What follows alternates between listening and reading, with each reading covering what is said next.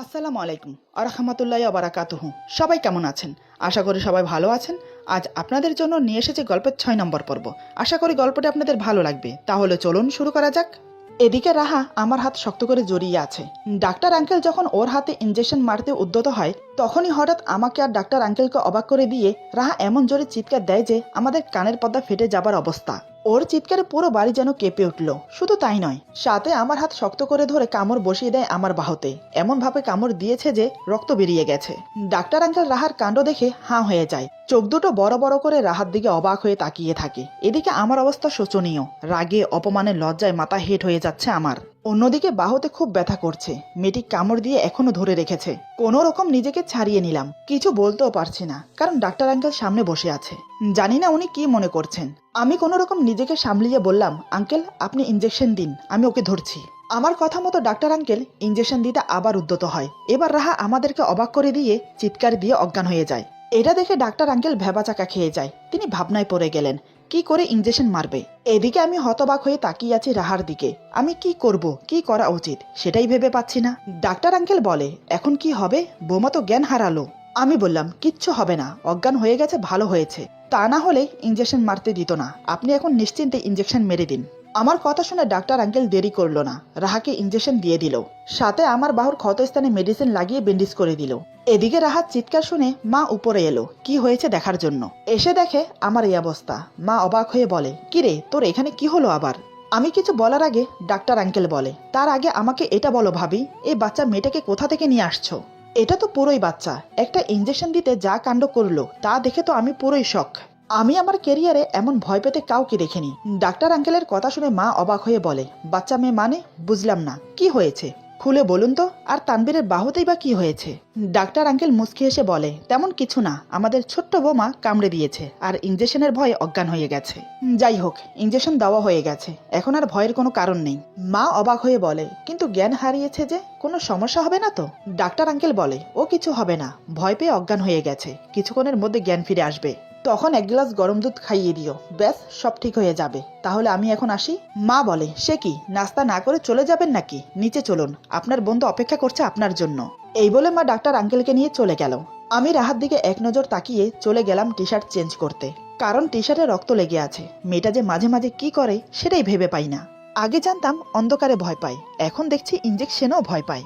জানি না আর কিসে কিসে ভয় পায়। একবার অন্ধকারে ভয় পেয়ে বুকে নখ ফুটিয়ে দাগ করে দিয়েছে, এখন ইনজেকশনের ভয়ে বাহুতে কামড়ে দাঁতের দাগ বসিয়ে দিয়েছে। জানি না আর কি কি করবে সামনে। ওকে দেখলে মনে হয় অনেক বড় হয়ে গেছে, কিন্তু স্বভাব চরিত্র একদম বাচ্চাদের মতো। একটু থেকে একটু কিছু হলেই বাচ্চাদের মতো কান্নাকাটি করে। জানি না এটাকে নিয়ে কিভাবে সারা জীবন সংসার করব আমি। টি শার্ট চেঞ্জ করতে করতে কথাগুলো ভাবলাম। একটু চোখে মুখে পানি দিয়ে আবার রাহার পাশে এসে বসলাম। মেয়েটি এখনো অজ্ঞান হয়ে পড়ে আছে। হঠাৎ চোখে পড়লো ওর ঠোঁটের চারিপাশে রক্ত লেগে আছে। আমাকে কামড়ানোর সময় হয়তো লেগে গেছে। এটা দেখে মনের অজান্তে হেসে উঠলাম। হাসির কারণ হলো ওকে দেখতে কোনো রাক্ষসের থেকে কম লাগছে না। ছোট্ট একটা রুমাল ভিজিয়ে এনে ঠোঁটের চারিপাশে মুছে দিলাম। কিছুক্ষণ অপলক দৃষ্টিতে ওর দিকে তাকিয়ে রইলাম। কেন জানি না মাঝে মাঝে ওর দিকে তাকিয়ে মায়ায় পড়ে যাই। কেমন একটা টান ঘিরে ধরে আমাকে, একটা ঘোরের মধ্যে চলে যাই। আবার যখন স্বাভাবিকে ফিরে আসি তখন ওকে মেনে নিতে দ্বিধাবোধ হয়। কেন এমন হয় সেটা নিজেও জানি না। আমি জানি আমার প্রতি অনেক অভিমান জমিয়ে রেখেছে ওর মনে, কারণ আমি ওকে মেনে নেইনি, তাই অজান্তাই আমি ওর মাথায় হাত বুলিয়ে দিচ্ছি। এভাবে প্রায় অনেকক্ষণ কেটে গেল। রাহা অজ্ঞান হয়ে পড়েছিল। সন্ধ্যার দিকে ওর জ্ঞান ফিরল। এতক্ষণ জ্ঞান না ফেরাতে মা, বাবা, আমি তিনজনে খুব টেনশনে ছিলাম। দাদু তো কয়েকবার এসে দেখে গেল। ওর জ্ঞান ফেরাতে আমরা যেন একটা স্বস্তির নিঃশ্বাস ফেললাম। মা রাহার জন্য এক গ্লাস গরম দুধ নিয়ে এলো। মায়ের হাতে দুধের গ্লাস দেখে আবার শুরু হয়ে গেল রাহা। সে বলে, আমি দুধ খাবো না। আমি চোখ রাঙিয়ে বললাম, কোনো কথা না বলে চুপচাপ খেয়ে নাও দুধ। তাতেই কাজ হলো, চুপচাপ দুধ খেয়ে নিল। রাহা এখনো আমার বাহুর ব্যান্ডেজ দেখেনি, এমনকি ওর মনেও নেই সে যে আমাকে কামড়ে দিয়েছে। সবাই কিছুক্ষণ ওর পাশে বসে একে একে বেরিয়ে গেল। সামান্য একটা তারকাটা ফুটেছে পায়ে, সিম্পল একটা ইনজেকশন মারবে যাতে পায়ে কোনো ইনফেকশন না হয়। সামান্য এই ব্যাপার নিয়ে এত বড় কাণ্ড করলো যেন মনে হচ্ছে বড় কোনো দুর্ঘটনা ঘটেছে। বিকেল থেকে এই পর্যন্ত একটা প্যারার মধ্যে গিয়েছি আমি। এতক্ষণ মা, বাবা, দাদুর জন্য কিছু বলতে পারছিলাম না ওকে। এবার যখন সবাই চলে গেল সুযোগ পেয়ে গেলাম। আমি ওর পাশে গিয়ে বসলাম। আমাকে ওর পাশে বসতে দেখে রাহা গুটিসুটি মেরে বসে। আমি বললাম, এবার বলো, তখন ডাক্তার আঙ্কেলের সামনে এমন করলে কেন? এমন জোরে কেউ চিৎকার দেয়? তোমার চিৎকারে কানের পর্দা ফেটে যাওয়ার উপক্রম হয়েছিল। চিৎকার দিয়েছো ভয়ে, এটা না হয় মানলাম, কিন্তু তারপরে কি করেছো মনে আছে? রাহা চুপচাপ মাথা নিচু করে বসে আছে, কোনো কথা বলছে না। আমি বললাম, আবার চিৎকার দিয়ে আমাকে কামড়ে দিয়েছো, কামড়িয়ে একদম রক্ত বের করে ফেলেছো। শুধু তাই নয়, আবার অজ্ঞানও হয়ে গেছো। আচ্ছা, একটা কথা বলো তো, তুমি কি ছোট বাচ্চা? সিম্পল একটা ইনজেকশন নিয়ে এত কাণ্ড করলে। ডাক্তার আঙ্কেল কি মনে করেছে বলো তো? তোমার এসবের কারণে লজ্জায় আমার মাথা হেট হয়ে গিয়েছিল, রাগও উঠেছিল প্রচুর। তখন ইচ্ছে করছিল কষে একটা থাপ্পড় মারি তোমাকে, শুধু ডাক্তার আঙ্কেল ছিল বলে কিছু করতে পারিনি। আমার কথা শুনতে শুনতে রাহার চোখে পানি চলে এলো। সে কান্না করছে। রাহা কান্না জড়িত গলায় বলে, সরি। আমি বললাম, এই তোমার নেকা কান্না বন্ধ করো তো, কিছু বলতে পারি না, অমনি কান্না শুরু করে দাও, যত্ত সব। এই বলে আমি উঠে বারান্দায় চলে গেলাম। এভাবে দেখতে দেখতে রাতের খাবারের সময় হয়ে গেল। রাতে খাওয়া দাওয়া করে এসে শুয়ে পড়লাম। রাহা আমার অপর পাশে শুয়ে আছে, মাঝখানে বালিশ দেওয়া। আমি কোনো কথা না বলে ঘুমানোর চেষ্টা করলাম, কারণ সকালে আমাকে অফিসে যেতে হবে তাই। একসময় ঘুমিয়ে পড়লাম। এদিকে রাহা ঘুমায়নি, সে আমার ঘুমানোর জন্য অপেক্ষা করছে। আমার চোখে ঘুম নেমে আসতেই সে উঠে আসে আমার পাশে। আসলে সে আমার হাতের ক্ষতটা দেখতে চাইছে, টি শার্ট পরে থাকার কারণে দেখতে পারেনি, আর আমিও দেখাইনি। দেখার জন্য আমাকে বলবে, সেটা সে সাহস করে উঠতে পারেনি। তাই সে ভেবে নেয় আমি ঘুমিয়ে গেলে চুপি চুপি দেখবে। প্রথমে সে আমার পাশে বসে আমার মাথায় হাত বুলিয়ে দেয়, আমার দিকে মায়া ভরা দৃষ্টি নিয়ে তাকিয়ে থাকে অনেকক্ষণ ধরে। রুমে লাইট না জ্বললেও ডিম লাইট জ্বলছে, তার আলোতে সে আমাকে মন ভরে দেখছে। তারপরে সে ধীরে ধীরে টি শার্টের হাতা উপরে তুলতেই ক্ষত স্থানে ব্যান্ডেজ দেখতে পায়। এটা দেখে ওর খুব খারাপ লাগে, বারবার না চাইতেও আমাকে আঘাত দিয়ে ফেলে। কেন যে এমন হয় সেটা সে নিজেও জানে না। ক্ষত স্থানে হাত বুলাতে বুলাতে রাহা কান্না করে দেয়। আমি তখন ঘুমে মগ্ন, তাই তার কান্নার শব্দ আমার কানে পৌঁছালেও আমি বুঝতে পারছি না। কিন্তু হঠাৎ করে যখন ওর চোখের পানি আমার ঘাড়ে ও গলায় পড়ে, তখন আমার ঘুম ভেঙে যায়। ঘুম ভাঙতেই রাহাকে আমার ক্ষত স্থানে হাত বুলিয়ে কান্না করতে দেখে কেমন যেন কষ্ট হচ্ছে আমার। খুব খারাপ লাগছে। মেয়েটা তো ইচ্ছে করে করেনি, ভুলবশত হয়ে গেছে। কিন্তু আমি সেটা না বুঝে কতগুলো কথা শোনালাম। এমনটা করা একদম উচিত হয়নি। আমি না চাইতেও ওর মাথায় হাত বুলিয়ে বললাম, এই তুমি কান্না করছো কেন? আমার ঘুম ভেঙে গিয়েছে দেখে এবং আমাকে কথা বলতে দেখে রাহা আতকে উঠে সরে যায়। আসলে ও ভাবতে পারেনি আমি জেগে যাব। এবার আমি উঠে বসলাম, পাশে থাকা ল্যাম্পলাইট জ্বালিয়ে দিলাম। রাহা আমার ভয়ে চোখের পানি মুছে চুপচাপ বসে আছে। বুঝতে পারলাম সে ভয় পাচ্ছে, কিন্তু কেন? আমি তো ভয় পাওয়ার মতো কিছু করিনি বা বলিনি। তাহলে আমি বললাম, রাহা তুমি এত রাতে এখানে কি করছো, আর কান্না করছো কেন? কি হয়েছে? আমার কথা শুনে রাহা বলে, কই কিছু না তো। এই বলে উঠে যেতে চাইলে আমি ওর হাত ধরে আবার বসিয়ে দেই। রাহা চুপচাপ বসে পড়ে মাথা নিচু করে আছে। আমি বললাম, রাহা আমার দিকে তাকাও। রাহা আমার দিকে না তাকিয়ে চুপচাপ মাথা নিচু করে বসে আছে। আমি বললাম, কি হলো, আমার দিকে তাকাও। আমার কথা শুনে সে এবার অশ্রুভেজা নয়ন নিয়ে আমার দিকে তাকালো। আমি ওর চোখে চোখ রেখে বললাম, কি হয়েছে? এত রাতে তুমি এখানে বসে কান্না করছো কেন? আমার ব্যবহারে তুমি কষ্ট পেয়েছো তাই না? আসলে আমার উচিত হয়নি তোমাকে এমন করে কথাগুলো বলার। আমার খারাপ ব্যবহারের জন্য সরি। প্লিজ কান্না বন্ধ করো। আমার কথা শুনে কান্না বন্ধ করার বদলে আরো জোরে কান্না করে দিল। আমার বুকে মাথা ঠেকিয়ে আমার টি শার্ট খামচে ধরে কান্না করছে। এমনিতে ওর কান্না আমার সহ হয় না, তার উপর আমার বুকে মাথা রেখে কান্না করছে। এমনও তো অবস্থায় কি করে নিজেকে ধরে রাখি। আমি ওর মাথাটা বুকের সাথে শক্ত করে ধরে বললাম, এই রাহা, সরি বললাম তো, আমার ভুল হয়েছে, আমাকে ক্ষমা করে দাও। দেখো এভাবে কান্না করো না, তোমার কান্না দেখতে আমার ভালো লাগে না। রাহা আমার বুকে মাথা রেখেই কান্না করতে করতে বলে, আমাকে ক্ষমা করে দিন, আমি ইচ্ছে করে কিচ্ছু করিনি, ভুলবশত হয়ে গেছে। সরি, ক্ষমা করে দিন আমাকে। আমি চাই না আপনাকে আঘাত দিতে বা কোনো প্রকার কষ্ট দিতে, কিন্তু কেন জানি না বারবার এমনটা হয়ে যায়। না চাইতেও বারবার আমি আপনাকে আঘাত দিয়ে ফেলি। আমি আর কখনো এমন করব না, আমাকে ক্ষমা করে দিন। সরি। সরি বলতে বলতে উত্তেজিত হয়ে পড়ে রাহা। ওকে আবার উত্তেজিত হতে দেখে আমি ওর মাথায় হাত বুলিয়ে বললাম, রাহা রিল্যাক্স, শান্ত হয়ে যাও, কিছু হয়নি আর কিছু হবে না, আমি কিছু মনে করিনি। এভাবে বারবার সরি বলো না, তুমি শান্ত হও, দেখবে সব ঠিক হয়ে যাবে। ওকে বুকে রেখে মাথায় হাত বুলিয়ে সান্ত্বনা দিতে লাগলাম। প্রায় বেশ কিছুক্ষণ পর ওর কান্না বন্ধ হলো। সে এখন আমার বুকে মাথা রেখে টি শার্ট খামচে ধরে চোখ বন্ধ করে আছে। কান্না করার ফলে হেঁচকি আসছে। আরো বেশ কিছুক্ষণ এভাবে থাকার পর আমি বললাম, রাহা ঠিক আছে তো তুমি? রাহা নিজেকে স্বাভাবিক করে আমাকে ছেড়ে দিল। রাহা বলে, সরি, কিছু মনে করবেন না, অজান্তেই আপনাকে জড়িয়ে ধরে ফেলেছি। আর আমি ঠিক আছি, আমার জন্য আপনার ঘুম ভেঙে গেল, তার জন্য সরি, আপনি ঘুমিয়ে পড়ুন। আমি বললাম, কোনো সমস্যা না, রাত অনেক হয়েছে, তুমিও ঘুমিয়ে পড়ো।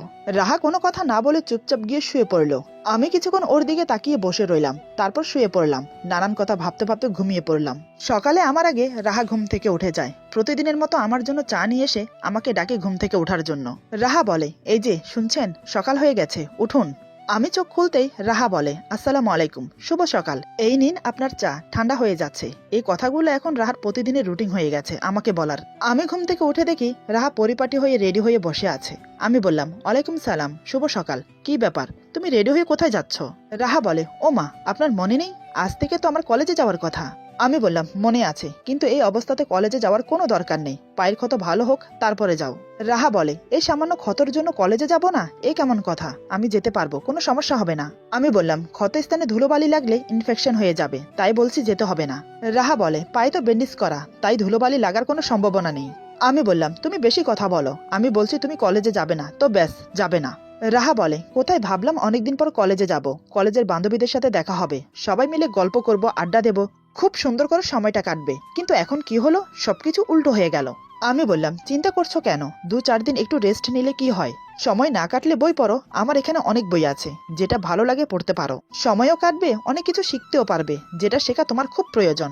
আমার কথা শুনে রাহা বিড়বিড় করে বলে, শিখতে শিখতে এত বড় হয়েছি, এখনো নাকি আমার শেখার বাকি আছে? আমি কি ছোট বাচ্চা নাকি যে এখনো আমাকে শিখতে হবে? রাহা কথাগুলো একটু জোরেই বলে, যেটা আমি স্পষ্ট শুনতে পাই। আমি বললাম, মানুষ বড় হয়ে গেলেও অনেক কিছু শেখার থাকে, একটা কথা মনে রাখবে, মানুষের শেখার কোনো অন্ত নেই। এই বলে ফ্রেশ হতে চলে গেলাম। আমার কথা শুনে রাহা অবাক হয়ে আমার চলে যাওয়ার দিকে তাকিয়ে আছে। আমি কি বলে গেলাম সেটা ওর মাথার উপর দিয়ে গেল, কিছুই বুঝতে পারছে না। রাহা মাথা চুলকিয়ে বলে, কি বলে গেল? কোনো কিছুই তো বুঝতে পারলাম না। রাহার ভাবনা শেষ না হতেই আমি ফ্রেশ হয়ে বেরিয়ে এলাম। রাহাকে অমন ভাবে দাঁড়িয়ে থাকতে দেখে আমি বললাম, কি ব্যাপার, তুমি এখনো এভাবে দাঁড়িয়ে আছো কেন? দাঁড়িয়ে দাঁড়িয়ে আনমনা হয়ে কি এমন ভাবছো? তার চেয়ে বরং বসে বসে ভাবো, যদি তোমার মাথাটা খোলে। আমার কথা শুনে রাহা রাগিত দৃষ্টি নিয়ে আমার দিকে তাকালো। সে কটমট রাগ দেখিয়ে আমাকে বলে, আচ্ছা আপনি এমন কেন? আপনি আমাকে স্ত্রীর অধিকার দেন না, অথচ আমার সব ব্যাপারে অধিকার খাটান। যেটা আমি করতে চাই না সেটা আমাকে করতে বাধ্য করেন আপনি। কলেজে যেতে চাইলাম, সেটা তো আপনি বাধা দিলেন। আমাকে পছন্দ করেন না, আমাকে স্ত্রী হিসেবে মানেন না, আমার সাথে ভালো করে কথা বলেন না, তাহলে আমার উপর কিসের অধিকার খাটান? কিসের ভিত্তিতে আমি আপনার কথা মেনে চলবো বলুন তো? আমি বললাম, তুমি আমার কথা মেনে চলতে বাধ্য, কারণ আমি তোমার স্বামী। আমি তোমাকে স্ত্রীর অধিকার না দিলেও তুমি কিন্তু আমাকে স্বামীর অধিকার দিয়েছ, সেই অধিকারে আমি তোমার সব ব্যাপারে নাক গলাই। আমি তোমাকে স্ত্রীর অধিকার না দিলেও তোমার ভালো মন্দ দেখার এবং তোমাকে আগলে রাখার সম্পূর্ণ দায়িত্ব আমার। আচ্ছা তুমি আমাকে একটা কথা বলো তো, স্বামী স্ত্রীর সম্পর্ক কি শুধু শারীরিক সম্পর্কতেই কি বজায় থাকে? শারীরিক সম্পর্ক করলেই কি তারা স্বামী স্ত্রী? আমার কথা শুনে রাহা লজ্জায় মাথা নিচু করে নিল। মাথা নিচু রেখে রাহা বলে, আপনি কি কথার মাঝে কি কথা টেনে আনছেন? আমি কি একবারও সেই কথা বলেছি? আমি বললাম, তোমার আমার মাঝে সেটা ছাড়া তো আর সবকিছু স্বাভাবিক। তুমি আমার টেক কেয়ার করছো, আমি তোমার টেক কেয়ার করছি, তোমার ভালো মন্দ সবকিছুর খেয়াল রাখছি। রাতে একই বিছানায় দুজন ঘুমোচ্ছি, শুধু আমাদের মাঝে থেকে গেল শারীরিক সম্পর্কটা, যেটা এখনো আমাদের মাঝে হয়নি। রাহা বলে, কি আবল তাবল কথা বলছেন? স্বামী স্ত্রীর মাঝে শারীরিক সম্পর্ক ছাড়াও আরো অনেক কিছু থাকে, যেটা আমাদের দুজনের মাঝে নেই। স্বামী তার স্ত্রীর দেখভালের দায়িত্ব, ভরণ পোষণের দায়িত্ব পালন করলে দায়িত্ব শেষ হয়ে যায় না। এমনকি শারীরিক সম্পর্কে জড়িত থাকলেও স্ত্রীর প্রতি স্বামীর দায়িত্ব শেষ হয়ে যায় না। স্বামী স্ত্রীর মাঝে একটা মধুর সম্পর্ক থাকা খুবই জরুরি। স্বামী স্ত্রী একে অপরকে ভালোবাসবে, তাদের মাঝে একটা গভীর বন্ধুত্ব থাকবে। স্বামী তার স্ত্রীর সাথে রোমান্টিক সময় কাটাবে, একে অপরকে চোখে হারাবে। স্বামী তার স্ত্রীকে মন খুলে ভালোবাসবে। এমন হওয়া উচিত স্বামী স্ত্রীর সম্পর্ক, কিন্তু আমাদের মাঝে তেমন কোনো সম্পর্কই নেই। আমি বললাম, এমনটা হওয়ার কারণ তুমি নিশ্চয়ই জানো। তোমার আমার কথা শেষ হতে দিল না, তার আগে রাহা বলে, ব্যাস ব্যাস, আমাকে আর স্মরণ করিয়ে দিতে হবে না। কেন যে বারবার ভুলে যাই, কেন যে বারবার ছুটে আসি নিজের অধিকার পাওয়ার জন্য, আমি জানি না। আমার মনে রাখা উচিত যে আপনি আমাকে পছন্দ করেন না। সরি, আজ থেকে চেষ্টা করব নিজের সীমায় থাকার। খুব কষ্টের সাথে কথাগুলো বলে রাহা। কথাগুলো বলতে বলতে ওর চোখে জল চলে এলো। সে চোখের পানি মুছতে মুছতে চলে যেতে উদ্যত হলো। আজ কেন জানি ওর কথাগুলো আর ওর চোখের পানি দেখে আমার কলিজায় আঘাত করলো। এক মুহূর্তের জন্য মনে হলো আমি অন্যায় করছি ওর সাথে।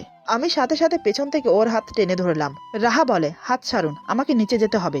আমি ওর হাত ছাড়ার বদলে ওকে আমার দিকে ঘুরিয়ে দাঁড় করালাম। রাহা নিচের দিকে তাকিয়ে কান্না করছে। আমি ওর চোখের পানি মুছে দিয়ে বললাম, কথায় কথা ছোট বাচ্চার মতো কান্না করো কেন তুমি? এভাবে ভেঙে পড়ো না, সময় হলেই সব ঠিক হয়ে যাবে। রাহা এবার নয়ন ভরা জল নিয়ে আমার দিকে তাকালো। রাহা বলে, বললেই তো সব ঠিক হয়ে যায় না। জানি হয়তো আমি কোনোদিনও আপনার পছন্দের হতে পারবো না, চাইলেও আমি নিজেকে ফর্সা সুন্দরী রমণী হিসেবে গড়তে পারবো না। আপনার যেমন পছন্দ তেমন কোনোদিনও হতে পারবো না। হয়তো গায়ের রং পাল্টাতে পারবো না, তবে আপনার ভালোবাসা পেতে আপনার মনের মতো হওয়ার চেষ্টা করব। যদি আমি আপনার মনের মতো হতে পারি, তাহলে কি আপনি আমাকে ভালোবাসবেন? আমি অপলক দৃষ্টিতে ওর চোখের দিকে তাকিয়ে কথাগুলো শুনছি। কেমন একটা অদ্ভুত মায়া খেলা করছে ওর চোখে মুখে। কান্না করার ফলে চোখের কাজল লেপটে গেছে, তাতেই অদ্ভুত একটা সৌন্দর্য ফুটে উঠেছে ওর মাঝে। না চাইতেও বারবার আমার চোখ ওর দিকে আটকে যাচ্ছে। এমন অদ্ভুত আকর্ষণীয় মায়া ভরা মুখ নিয়ে আমার সামনে দাঁড়িয়েছে যে আমি ওকে দেখতে দেখতে অন্য জগতে হারিয়ে যাচ্ছি। ওর কথাগুলো আজ গোলাপের কাঁটার মতো বিঁধছে আমার হৃদয়ে। কেমন একটা কষ্ট হচ্ছে ওর জন্য আমার। মেয়েটি তো আমার কাছে কিচ্ছু চায় না, শুধু চায় আমি ওকে আপন করে নেই। আমি যেন ওকে মন প্রাণ উজাড় করে ভালোবাসি। কথাগুলো ভেবে আমি ওর চোখে চোখ রেখে বললাম, ধৈর্যের ফল মিঠা হয়, আর চেষ্টা করলেও উপায় হয়। চেষ্টা করো, নিশ্চয়ই তুমি সফল হবে। আর আমি তো আছি তোমার পাশে। এখন চলো নিচে নাস্তা করবে। রাহা বলে, এটা কিন্তু আমার প্রশ্নের উত্তর না। আমি বললাম তো চেষ্টা করো, নিশ্চয়ই তুমি সফল হবে। এখন চলো নিচে, আমার অফিসে লেট হচ্ছে। এই বলে রাহাকে নিয়ে নিচে চলে এলাম। তারপর সবার সাথে বসে একসাথে নাস্তা করলাম। আমার কথাগুলো শোনার পর থেকে রাহা চিন্তায় পড়ে গেল। সে ভাবছে কি করে আমার মন জয় করবে, কি করলে সে আমার মনের মতো হয়ে উঠতে পারবে। রাহা মনে মনে বলে, যে করেই হোক আমাকে ওনার মনের মতো হয়ে উঠতেই হবে। এমনভাবে নিজেকে তৈরি করব যেন উনি নিজে থেকেই আমাকে ভালোবাসার কথা বলে। আমিও দেখি সে আমাকে কিভাবে ভালো না বেসে পারে। এসব ভেবে নাস্তা করে উঠে গেল নিজের রুমে গিয়ে আমার কথা মতো অনেক খুঁজে একটা হাদিসের বই বের করলো। হাদিসের বই বের করে ঘুরিয়ে ফিরিয়ে দেখতে লাগলো। বইটি ছিল তাহাজ্জুদ নামাজ নিয়ে লেখা। তাহাজ্জুদ নামাজের নিয়ম, তাহাজ্জুদ নামাজ পড়লে কি কি উপকারিতা হয় এবং কি কি ফজিলত সে বিষয়ে লেখা আছে। বইটা দেখে রাহার কৌতূহল হলো জানার। আসলে সে তাহাজ্জুদ নামাজের কথা শুনেছে, কিন্তু তার ফজিলতের কথা, কিভাবে পড়তে হয়, পড়লে কি কি ফজিলত আছে সেই ব্যাপারে কিছুই জানে না। তাই সে খাটে হেলান দিয়ে আরাম করে বসে বইটা মনোযোগ দিয়ে পড়তে লাগলো। প্রথম বইটা পড়তে অমনোযোগী হলেও পরে পরে মনোযোগ ও আগ্রহ বেড়ে গেল। একসময় বইটা পড়ে শেষ করে মনে মনে খুশি হতে লাগলো। একদিকে আবার ভাবনায় পড়ে গেল, কারণ তাহাজ্জুদ নামাজ রাত 12টার পর থেকে শুরু হয়। 2-2:30টার দিকে তাহাজ্জুদ নামাজ পড়লে সবচেয়ে বেশি ভালো, কারণ তখন মধ্যরাত। তাহাজ্জুদ নামাজ মধ্যরাতে পড়লেই সবচেয়ে উত্তম। রাহা মনে মনে বলে, এখন কি হবে? আমি তো খুব ঘুমকাতরে, রাত 2-2:30 বাজে উঠবো কি করে? কিন্তু আমাকে যে নামাজটা পড়তেই হবে। এই নামাজ নিয়মিত পড়লে আল্লাহ তাআলা বান্দার মনের বাসনা পূরণ করে। সে মনে মনে ডিসাইড করে নিল, আজ থেকে সে তাহাজ্জুদ নামাজ পড়বে। তার জন্য যদি তাকে রাত জাগতে হয় তাহলেও সে জাগবে। এইভাবে বই পড়ে মায়ের সাথে গল্প করে সারাদিন কাটালো। আমি অফিস থেকে ফিরলাম সন্ধ্যার দিকে। তখন রাহা মায়ের পাশে বসেছিল। আমাকে দেখার সাথে সাথে রুমে চলে গেল। এটা দেখে মা আমার দিকে তাকিয়ে মুচকি হাসে। জানি না মা কি মনে করে হাসছে, কিন্তু মায়ের মুখে হাসি দেখে আমার কেমন জানি লজ্জা লাগছিল। রাহা হঠাৎ আমাকে দেখে উপরে চলে গেল কেন, সেটাই বুঝতে পারছি না। আমি মাকে সালাম দিয়ে কিছু না বলে চুপচাপ উপরে চলে গেলাম। রুমে এসে দেখি রাহা খাটে বসে আছে। আমাকে রুমে প্রবেশ করতে দেখে দাঁড়িয়ে আমাকে সালাম দিল। আমি সালামের উত্তর দিতে দিতে হাতের ঘড়ি খুলতে লাগলাম। আমি বললাম, কি ব্যাপার, তুমি হঠাৎ আমাকে দেখে এভাবে উপরে চলে এলে কেন? রাহা বলে, কই কিছু না তো, এমনি চলে এসেছি। আমি আর কিছু জিজ্ঞেস না করে ওয়াশরুমে চলে গেলাম ফ্রেশ হতে। কিছুক্ষণ পর ফ্রেশ হয়ে বেরিয়ে দেখি রাহা ঠিক আগের জায়গায় বসে আছে। আবার আমাকে দেখার সাথে সাথে উঠে দাঁড়ালো। ব্যাপার কি, আজ হঠাৎ এমন করছে কেন? আমাকে দেখার সাথে সাথে বসার থেকে উঠে দাঁড়াচ্ছে, ওর আবার কি হলো? হঠাৎ রাহা বলে, কফি খাবেন? কফির কথা শুনে আমি ভ্রু কুঁচকে ওর দিকে তাকালাম। কফি খাবো কিনা সেটা জিজ্ঞেস করার জন্য এমন করছে, নাকি মনে মনে অন্য কোনো অভিসন্ধি আছে? আমাকে অমন করে তাকিয়ে থাকতে দেখে রাহা বলে, কি হলো, আপনার জন্য কফি বানিয়ে নিয়ে আসবো? আমি বললাম, হ্যাঁ নিয়ে আসো। আমার কথা শুনে সে সোজা চলে গেল কফি আনতে। আজ ওর ব্যবহারে অন্যরকম কিছু ফিল করছি। ওকে দেখে মনে হচ্ছে আমার প্রতি ওর কোনো অভিমানই নেই। কেমন যেন একটা নিজেকে পরিবর্তন করে ফেলেছে। বুঝতে পারছি না কি থেকে কি হচ্ছে। আমি ভাবনায় ডুবে রইলাম রাহাকে নিয়ে। বেশ কিছুক্ষণ পর রাহা এলো 2 কাপ কফি নিয়ে। এসে দেখে আমি বারান্দায় দাঁড়িয়ে বাইরের দিকে তাকিয়ে আছি। রাহা কফি নিয়ে বারান্দায় চলে এলো। আমাকে 1 কাপ দিয়ে অন্য কাপ নিয়ে আমার পাশে দাঁড়ালো। রাহা কফি খেতে খেতে মনে মনে ভাবছে, তাহাজ্জুদ নামাজের কথা ওনাকে বলবো? আবার কি মনে হতেই মনে মনে বলে, না থাক, বললে আবার কি না কি মনে করে। আমি বললাম, কি ব্যাপার, কি এত ভাবছো, কিছু কি বলবে? রাহা বলে, না। আমিও আর কিছু না বলে চুপচাপ কফি খেতে লাগলাম। রাহা আমার পাশে দাঁড়িয়ে দাঁড়িয়ে কফি খাচ্ছে, কিন্তু কিছু বলছে না। একসময় এভাবে রাত হয়ে গেল। রাতের খাবার খেয়ে রুমে এলাম। আমি রুমে এসেছি অনেকক্ষণ হয়ে গেল, কিন্তু রাহা এখনো আসেনি। এতক্ষণ ধরে কি করছে মেয়েটা? নাকি মা বাবার সাথে বসে বসে গল্প করছে, কে জানে। কিন্তু আমার ঘুম পাচ্ছে, তাই আমি আমার মতো করে শুয়ে পড়লাম। একসময় ঘুমিয়ে পড়ি। রাহা কখন রুমে এসেছে বলতে পারি না। আসলে সে আমি ঘুমানোর জন্যই অপেক্ষা করছিল। সে মনে মনে ভেবে নিয়েছে আজ তাহাজ্জুদ নামাজ পড়বে। ঘুমিয়ে গেলে মাঝরাতে কখনোই উঠতে পারবে না, তাই জেগে থাকবে, এই ভেবে রুমে এসেছে দেরি করে। রুমে এসে যখন দেখলো আমি ঘুমিয়ে পড়েছি, তখন সে হাঁপ ছেড়ে বাঁচলো। ঘড়ির দিকে তাকিয়ে দেখলো এখনো অনেক সময়, একা একা বসে সময় কাটবে না, তাই সে একটা বই নিয়ে বসলো। প্রায় আধা ঘন্টা পর্যন্ত বইটা পড়লো, কিন্তু এখন আর পারছে না, কারণ ওর খুব ঘুম পাচ্ছে। তাই সে বইটা বন্ধ করে চোখে মুখে পানি দিয়ে পায়চারি করতে লাগলো। কিছুক্ষণ বই পড়ে কিছুক্ষণ পায়চারি করে সময় কাটালো। এখন রাত 2টো বাজে। এখনই মুখ্যম সময় নামাজটা পড়ার। কাপড় চেঞ্জ করে নামাজের উজু করে এসে জায়নামাজে দাঁড়ালো। খুবই মনোযোগ দিয়ে নামাজ পড়তে শুরু করলো, কিন্তু বেশিক্ষণ টিকতে পারলো না। 2 রাকাত নামাজ পড়ে যখন আত্তাহিয়াতু পড়তে লাগলো, ঠিক তখনই চোখে অবিরাম ঘুম নেমে এলো। ঘুমের জন্য চোখ মেলতেই পারছে না। চোখ বন্ধ করে আত্তাহিয়াতু পড়তে পড়তে হঠাৎ মাথা ঠুকে গেল টি টেবিলের সাথে। তাতেই হলো বিপত্তি। টি টেবিলের সাথে ধাক্কা খাওয়াতে টি টেবিলের উপর থাকা পানি গ্লাসটা পড়ে গেল। সেই শব্দে আমার ঘুম ভেঙে গেল। আমি চট করে উঠে বসলাম কি হয়েছে দেখার জন্য। দেখে রাহা জায়নামাজে বসে ঝিমাচ্ছে। এটা দেখে বেশ অবাক হলাম। মনে জেগে উঠলো নানান প্রশ্ন, কিন্তু এখন কিছু জিজ্ঞেস করা ঠিক হবে না, তাই আমি উঠে গিয়ে ওকে ধরে বিছানায় শুইয়ে দিতে গেলেই সে আমাকে জড়িয়ে ধরে ফেলে। আমিও টাল সামালতে না পারে ওকে নিয়ে বিছানায় শুয়ে পড়ি। রাহা তৎক্ষণাৎ আমার বুকে মুখ গুজে এক হাতে আমার টি শার্ট খামছে ধরে অন্য হাতে আমাকে জড়িয়ে ধরে। আমি আর পারলাম না নিজেকে ধরে রাখতে। এত কাছে ওকে পেয়ে মনকে আর বেঁধে রাখতে পারলাম না। আমি ওকে শক্ত করে জড়িয়ে ধরি বুকের সাথে, মাথায় হাত বুলিয়ে কপালে আলতো করে একটা চুমো এঁকে দিলাম। বন্ধ চোখের পাতায় চুমো খেলাম, ওর নাকে নাক ঘেঁষে দু গালে চুমো খেলাম। অদ্ভুত একটা শিহরণ খেলে গেল পুরো শরীর জুড়ে। ওর গোলাপি ঠোঁটে নিজের ঠোঁট মিশিয়ে দিতেই নিমেষে শরীরের রন্ধ্রে রন্ধ্রে অনুভূতি ছেয়ে গেল আমার। আমি ওর ঠোঁট আবদ্ধ করলাম আমার দু ঠোঁটের মাঝে। আজ আর ওকে নিজে থেকে আলাদা করলাম না, এভাবেই ঘুমিয়ে পড়ি ওকে নিয়ে। পরে কি হয়েছে তা আর বলতে পারবো না। রাহা কি সারা রাত আমার বুকে ছিল নাকি আলাদা হয়ে গেছে তা আমি জানি না। সকালে আমার আগে রাহার ঘুম ভাঙে। শরীরের আড়মোড়া ভেঙে চোখ খুলে সামনের দৃশ্য দেখে রাহার হোঁশ উড়ে যায়। হঠাৎ সে আমার সাথে যা করলো তাতে আমি জ্ঞান শূন্য হয়ে পড়ি। চোখের ঘুম নিমেষে উধাও হয়ে যায়। বুঝতে পারছি না কি হয়েছে, কেন এমন করছে, আর আমিই বা কি করলাম। এরপর যা হলো। আজকের গল্প এখানে সমাপ্ত। গল্পের বাকি অংশ পেয়ে যাবেন আগামী পর্বে। আশা করি গল্পটা আপনাদের ভালো লাগবে। তাহলে বন্ধুদের সাথে বেশি বেশি করে শেয়ার করুন। সবাই ভালো থাকুন। আল্লাহ হাফেজ।